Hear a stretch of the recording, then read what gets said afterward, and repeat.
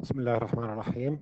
Welcome again, dear student of Introduction to Linguistics. Yesterday, we talked about the communication and signs, and we say that communication is defined as the transmission of information, and so that we need a sender and a receiver, a source and a receiver as well, okay, or a speaker and a listener, and we can communicate through signs. And what is meant by a sign here is something physical that could be heard, touched, seen, etc. Okay, by the receiver of the message. And according to that, we said that this sign should also get a reference to the quality, the action, or whatever, and as well it is associated with a meaning. It is associated with a meaning. Depending on all of these information, we can say that we can divide the sign itself into three basic kinds. The first are, as they can call them, symbolic, iconic, or symptomatic. So signs can be divided into three basic kinds. The sign, as we said, the sign at the exponent, which is the physical manifestation, and that you can hear, you can see, etc. Okay, and it should have a reference as well, and at the same time it is associated with a meaning. So we can divide the signs into three basic types, three basic kinds. They can be symbolic, iconic, and symptomatic. Now, when we say that this sign is symbolic, okay, or this type of sign is symbolic, it means that the relation between the sign and the way that that it refers to the sign and the reference is arbitrary. Arbitrary means اعتباطية. There is nothing logical about it. Think, for the example here, one of the examples mentioned for you here is about the traffic lights. Now, if you look at the traffic lights, so you can see three colors. The main two colors are the red and the green. Now, red means that you have to stop, while green means you can walk or you can go. Okay. Now, what is the rationale behind that? We can't explain why red means to stop and green means to go. There is no one in the world who can explain that to you.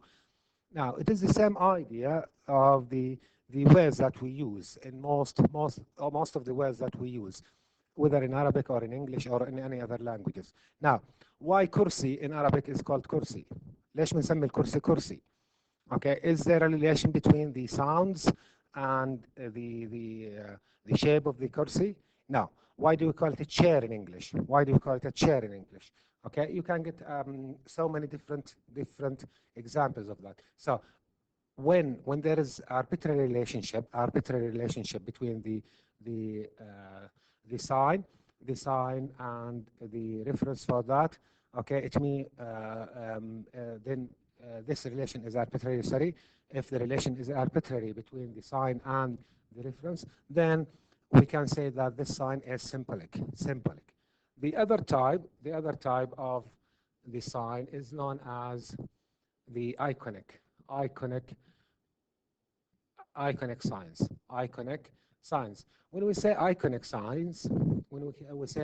signs, then it's, in a way or another, there is a relationship between the sign or the sign and the reference. Now, there are a few words in Arabic and in English in which we can think of. Now, think about the Arabic word, for example, صرير الباب. Now, صرير is known as to be onomatopoeic word. Now, onomatopoeic word means that the sounds themselves, okay, gives you the meaning of the word, the meaning of the word. Now, this word comes from actually the صوت الصرير الباب. So we say صرير. If you open the door and it has صرير, so you will hear something like صرير, okay, for the door.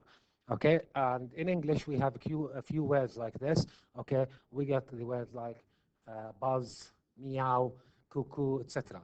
Okay, so we have few words in English and in Arabic in which we can say there that these words has in a way or another a direct relation between the sign and the reference for that. And in this case, we call them iconic. And those kinds of words are known as onomatopoeic words. Onomatopoeic words in which the sounds themselves give you the meaning of the word. Now, the third type is known as symptomatic.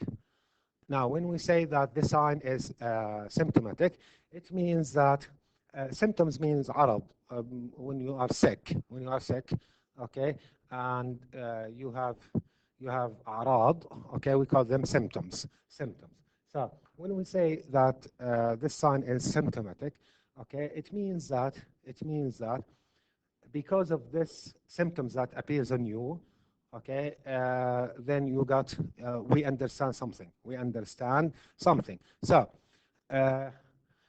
blushing, the word blushing here, blushing means when your face becomes when the face becomes red. Okay, blushing is the symptom of embarrassment.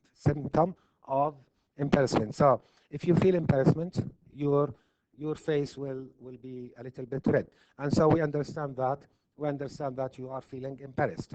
Okay, a trembling voice is the symptom of excitement. إذا أنت كثير متشجع, okay, then there is trembling in your voice. Or sometimes if you are frightened from something, okay, your voice become trembled. في يعني هز بالصوت أو اهتزاز بالصوت.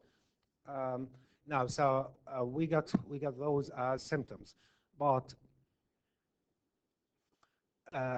we still this sorry, and so these are the three different types, the three different kinds, again the three different kinds of the sign.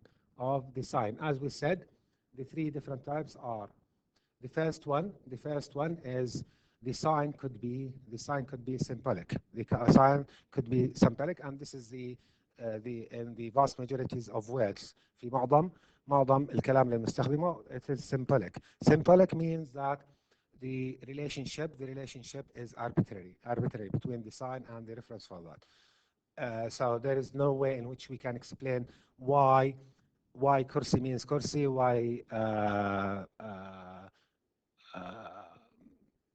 why table means table, etc. Or why the red and the traffic lights means to stop, and why the green in traffic lights means to go. We don't know why. Okay, no one can explain that to you. And the second type of the sign is that it could be iconic. It means that there is somehow a relation between the sounds in the words and the words itself.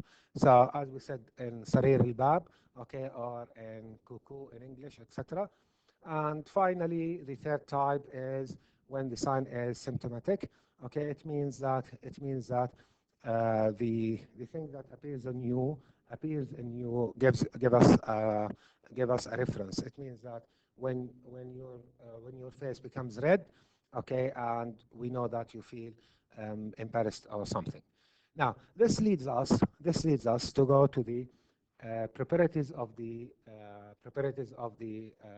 human language. Properties of the human language. Since we are talking about communication. So we go to the properties that distinguish the human language from the communication that can be in different for different creatures. Okay, now every living creature, as far as I know, okay, every living creature is able of communicating. They can communicate with each other. Animals can communicate with each others. So you can find them in groups, for example. Okay, and they can communicate. You can look at the ants, for example. okay, and see that they are communicating with each other, telling each other something, okay, about the food or something else. But is their communication similar to the human language?